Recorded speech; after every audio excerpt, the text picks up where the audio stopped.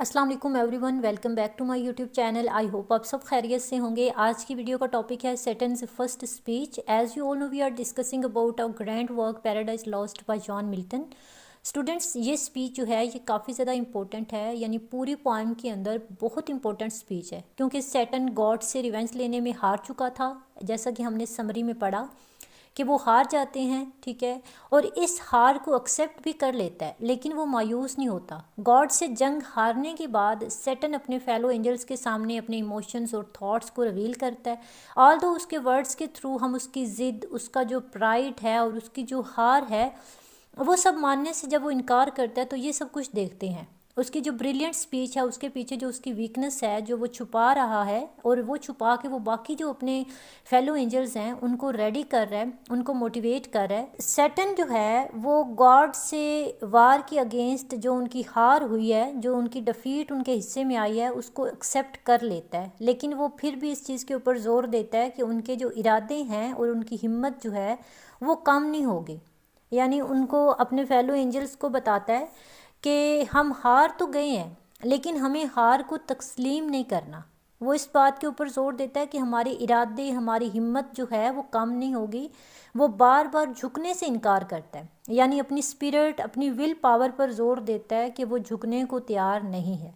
वो इस चीज़ को डिक्लेयर करता है कि वो गॉड के अगेंस्ट जंग तब तक जारी रखेगा जब तक वो जंग जीत नहीं जाता। लेकिन एंजल्स को ये बताता है कि इस बार जो जंग की नौयत होगी ना, वो थोड़ी डिफरेंट होगी, थोड़ी चेंज होगी। यानी पहले उन्होंने जिस तरीके से जंग शुरू की थी, इस बार उस तरीके से जंग शुरू नहीं करेंगे, यानी डिफरेंट नौयत की जंग होगी, यानी चालाकी और धोखे के साथ गॉड को डिफीट करेगा।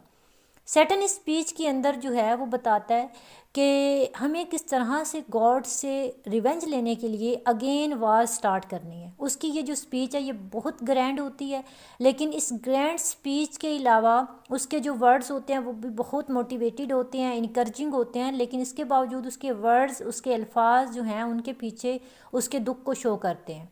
मीन्स उसे डिफीट का कितना गम है उसके लफ्ज़ों के पीछे भी हमें नज़र आता है। सैटर्न अपनी स्पीच को बहुत ही शानदार तरीके से डिलीवर करता है, उन एंजल्स को हिम्मत और हौसला देता है, इनकरेज करता है, उनके इरादों को तरोताज़ा करता है। इवन के इस मायूसी के टाइम पर भी वो हिम्मत नहीं हारता। हमें इस स्पीच से पता चलता है कि सैटर्न जो है वो इतनी बड़ी जंग हारने के बाद भी उसके अंदर जो मोटिवेशन है वो कम नहीं हुई कि अब मैं तो हार जाऊंगा, मैं तो जीत सकते ही नहीं, क्योंकि वो गॉड है, वो सभी कर सकता है, मैं जितनी भी कोशिशें कर लूँगा मैं जीत नहीं पाऊँगा। लेकिन फिर भी उसके अंदर हिम्मत और हौसला होता है, वो हिम्मत नहीं हारता। सैटर्न की फ़र्स्ट स्पीच जो है बेसिकली उसके मजबूत इरादों, उसकी कॉम्प्लेक्स पर्सनैलिटी जिसके अंदर उसका प्राइड, उसकी ज़िद जो है वो शामिल है कि वो किसी हाल में भी शिकस्त को तस्लीम नहीं करता। ये स्पीच सैटर्न की लीडरशिप क्वालिटी को शो करती है। थ्रू आउट स्पीच के अंदर सैटर्न ने रिटोरिकल फिगर्स को यूज़ किया ताकि वो उसे और ज़्यादा इंप्रेसिव बना सके। सैटर्न अपने कंपेनियंस को कॉन्स्टेंटली कहता है कि ये एक मैच था और एक मैच के हारने जीतने से हम डिसाइड नहीं कर सकते कि विनर कौन है। ये कहते हुए सैटर्न गॉड की पावर को तो एक्सेप्ट कर लेता है, लेकिन उसकी विक्ट्री और खुद की डिफीट को तस्लीम नहीं करता। वो कहते हैं कि हम एक मैच में हारे हैं, इसका मतलब ये नहीं कि हम सब कुछ हार चुके हैं।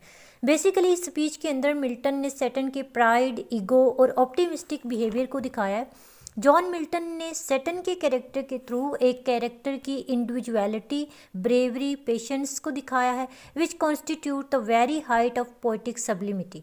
तो ये आज की स्पीच थी। आई होप आपको अच्छे से समझ आई होगी। वीडियो अच्छी लगी हो तो वीडियो को लाइक कर दें, चैनल को लाजमी सब्सक्राइब कर लेना। अपना रखिएगा ख्याल, मिलते हैं अगली वीडियो में। अल्लाह हाफिज़।